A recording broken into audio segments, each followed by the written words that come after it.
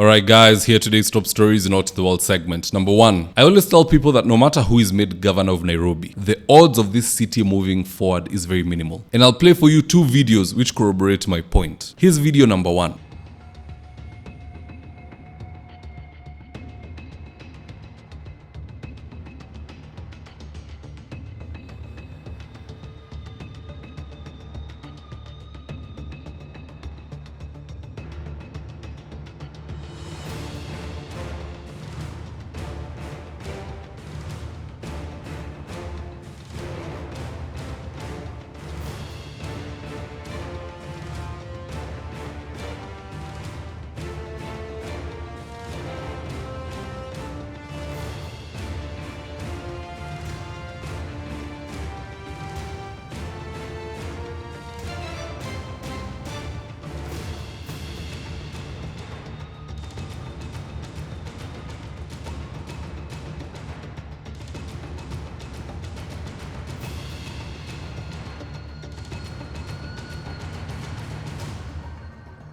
Na ati bado tunajidanganya Nairobi itaendelea na watu bure kama hawa. Stealing street lights. Serikali inaweka taa so that it can reduce theft, accidents, and even to some extent make the economy a 24-hour economy. You cannot have a 24-hour economy if you're walking in darkness. But such a degenerate citizen anapanda huko juu anaiba street light. Anaenda kuuza for scrap. It doesn't end there. Here's exhibit number 2.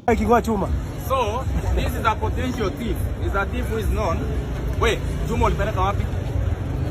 Wewe, huyu amesema alikupata ukiipa chuma. Na tena amekuona na hii. Siku zako 40 zimefika. Unapelekanga wapi? Wewe, beba twende upeleke mahali unapeleka kupima. Wewe, hii mahali ulikuwa unapeleka tupeleke. Tupate zingine ziko hapo tukusaidie. Fanya hivyo twende. Inua twende. Kuja mahali kulipa kitu pale kando. Hapo kando pale. Na tukamwona na pamoja na uzo wa hivi kipeki. So, huyu jamani kamshika na chupa kwa sababu mtu hawezi enda mahali. And then we say, oh, in Britain there is dustbins every 10 meters. Hapa hata iwekwe every 1 meter. Kuna watu bure wataiba na waende wafanye scrape. We better talk about developing another city. Personally, I am always very skeptic about Nairobi. It has gone to the dogs. Even when we talk about matters flooding, most of the flooding is the citizens. Although arguably even the county has its own fair share of blame because they approve buildings in natural waterways. But pia ukiangalia wananchi, mtu anakula mahindi anatupa nje ya gari. KFC anatupa nje ya gari. Yule anauza matunda, fresh fruits that look so good. When you investigate where they are tossing those pills, it's right there in the gutters and waterways and manholes. I'll give you one story. There is an engineer I know. He laid the sewer lines in this estate called Thomewan. That is just behind Homeland and Quiver. That is Thomewan. And some of the things he was telling me that they find when there is a blockage. They have found aborted children. They have found mama mboga mwenye anauza yako na kibanda anauza chakula. That is where they discard their filth at the dead of the night when no one is looking, inside a manhole. That sewer line never works. They have had to use mortar ama simiti to shut off that manhole. Ndo mtu asitoe kutupa kitu yoyote ndani. In case they need to do maintenance, they break it off and they create a new cover. That is the solution they had to come to. So long story short, the citizens of Nairobi need to behave better if Nairobi is to work. Otherwise, it will never work. We will elect 6-7 more governors, nothing will change. Anywho, second story of the day. Just check out these Kenyans being arrested for saying one term during a traffic stop. One term. One term. One term. Not a One term. one term. One term. Bwana na huko. Mama hapa. Tufungulie hapa bwana. Tafadhali. Wote.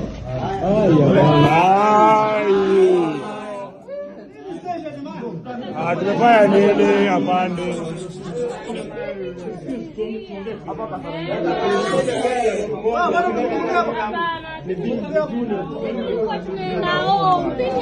To be honest, those are things I expect in Tanzania under Suluhu Hassan, but not in Kenya. And to be fair, those people look like watu wa USIU. Normal Kenyans would not be bullied like that by police. Those must be first-year students of USIU University. Watu ya you guy, they're the only ones who can be carried like that by police officers. Third and final video of the day. Apparently, Governor Kihika claims she gave birth in the United States of America as opposed to Kenya because she can't allow Kenyan doctors and nurses to see her nakedness. Here's a tip. Lele kidogo hapa na pale mulinishikilia bado. Kana ne mwahorire atumia mwekuo.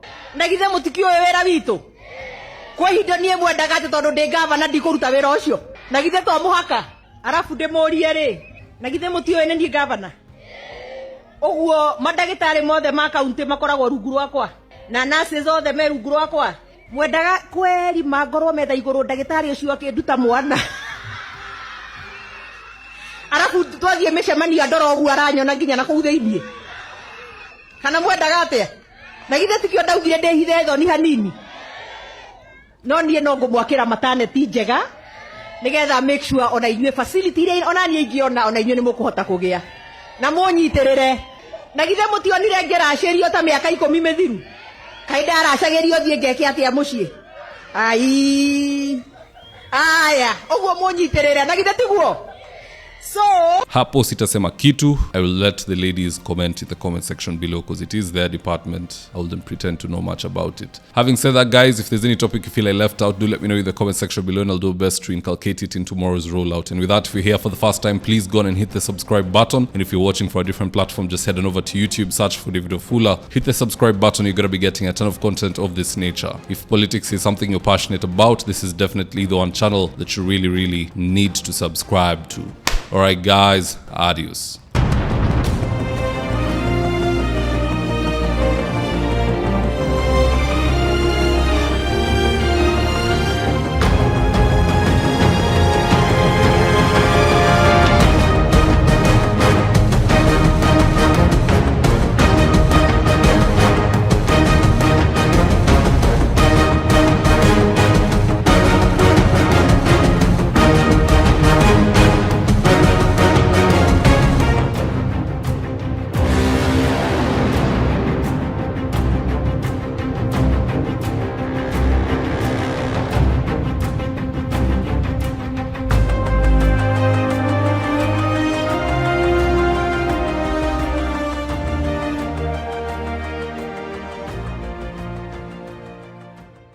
Thank you for choosing David Wafula as your primary news platform. We put countless hours in research, recording, and editing. By showing up each and every day to watch our videos, you encourage us to generate more videos for the viewers.